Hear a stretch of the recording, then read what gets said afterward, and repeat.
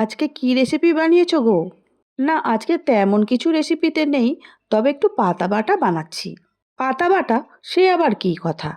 হ্যাঁ গো হ্যাঁ, পাতা বাটা। ফুলকপির পাতা বাটা। ফুলকপির পাতা তো খায় না কেউ। আমি যখনই কিনি ফুলকপি তো কিনে নিয়ে আসি, পাতাগুলো তো ফেলে দিয়ে আসি। হ্যাঁ হ্যাঁ, তুমি পাতা ফেলেই দিয়ে এসেছো আমি দেখেছি, কিন্তু ফুলকপির যে মেন পাতাগুলো, ছোট ছোট কচি কচি পাতাগুলো সব কিন্তু আছে, বুঝলে? দাঁড়াও না, আমি পাতা বাটাটা করি, তারপরে খেয়ে দেখবে কেমন হয়। কর্তামশাই তো নিজেই অবাক হয়ে গেলেন যে ফুলকপির পাতা বাটা হবে, সে আবার কি এমন কথা। তাহলে চলো কেমন করে বানাও সেটাই আজকে আমি দেখি। হ্যাঁ আসো আসো, আমি এই পাতাগুলোকে সব ভেঙে রেখে দিয়েছি। দেখো ভালো করে ধুয়ে নিতে হবে কিন্তু, কারণ অনেক রকম সার দিয়ে তো তৈরি হয়। তো সেই জন্য ভেবেছি একটু গরম জল করে ভালো করে সিদ্ধ করে নেব প্রথমে, তাহলে কিন্তু বাটতে খুব সুবিধা হবে, জানো তো।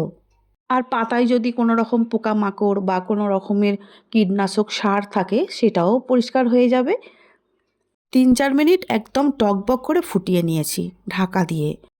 তারপরে ঢাকা খুলে রেখে দেব, আর জলটা ঝারিয়ে পাতাগুলোকে কিন্তু সব ঠান্ডা করে নিতে হবে, না হলে কিন্তু বাটা যাবে না। নাও এবারে পাতাগুলোকে শিলে বেটে দাও তো। না বাবা, আমার দ্বারা এসব বাটা টাটা হবে না, কেমন খেতে হবে তার ঠিক নেই, আমি পারবো না বলে তো কর্তামশাই বেরিয়েই গেলেন। ভয় পেয়ে গেলে? না রে বাবা না, শিলনোড়ায় আর বাটতে হবে না। কেন, মিক্সি তো রয়েছে, সে মিক্সির মধ্যেই পাতাগুলো দিয়ে দিলাম। আরে যেতে হবে না, দাঁড়াও রান্নাঘর থেকে দেখো আমি কিভাবে বাটি। বেশ অনেকটা ধনেপাতা ধুয়ে দিয়ে দিলাম, অনেকগুলো কিন্তু রসুন দিয়েছি, আর কাঁচা লঙ্কা, সামান্য জল দিয়ে খুব ভালো করে ঘুরিয়ে বেটে নিয়েছি। শিলনোড়া বাটা শুনলেই এমনি ভয় পেয়ে গেলে? দেখো তো কত সুন্দর করে আমি বেটে নিলাম। এবারে সরে দাঁড়াও, এবারে কড়া বসিয়ে দিয়েছি, দেখতেই পাচ্ছ তেল দিয়ে দিয়েছি। এইবারে এই তেলের মধ্যে দিয়ে দেব দুটো শুকনো লঙ্কা, সেটা অবশ্য ঝাল অনুযায়ী দিতে হবে। শুকনো লঙ্কা দেবার পরে দিয়ে দেব কালো জিরে। কালো জিরেটা আমি এখানে 1 চামচ দিয়েছি, তোমরা চাইলে একটু বেশি করে দিতে পারো, দিলে মন্দ হয় না, কারণ এর গন্ধটা কিন্তু দারুণ লাগে। দেখতেই পাচ্ছ খুব সুন্দর করে ভেজে নিয়েছি। শুধু তোমাকে বললে হবে, আমার বন্ধুদেরকেও তো বলতে হবে আমি কিভাবে বানাচ্ছি। দেখো এবারে পাতা বাটাটা পুরোটাই এই কালো জিরে আর শুকনো লঙ্কার উপরে দিয়ে দিলাম। ও এ আবার এমন কি, সব কিছুই তো দেখছি একই প্রসেসেই চলছে, শুধু পাতা বাটা আর নয় কচু বাটা, আর না হলে নানান রকমের বাটা, প্রসেস তো সব একই।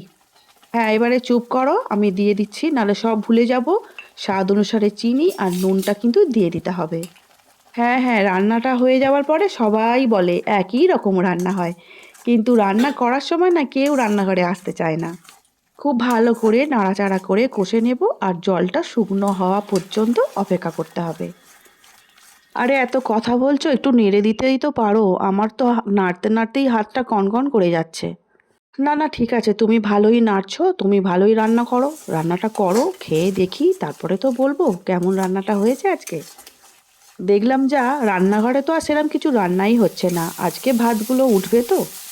দেখো এত কিন্তু বলো না, তারপরে যদি আবার একটু খেয়ে নিয়ে চেয়ে ফেলেছো তাহলে কিন্তু আমি আর দেবো না। এই তো আর একটু হলেই হয়ে যাবে, অনেকটাই জল মরে এসেছে, দেখতেই পাচ্ছ সবাই। রান্না করতে করতে এত বকবক করলে কিন্তু রান্নাটা ঠিক হয় না।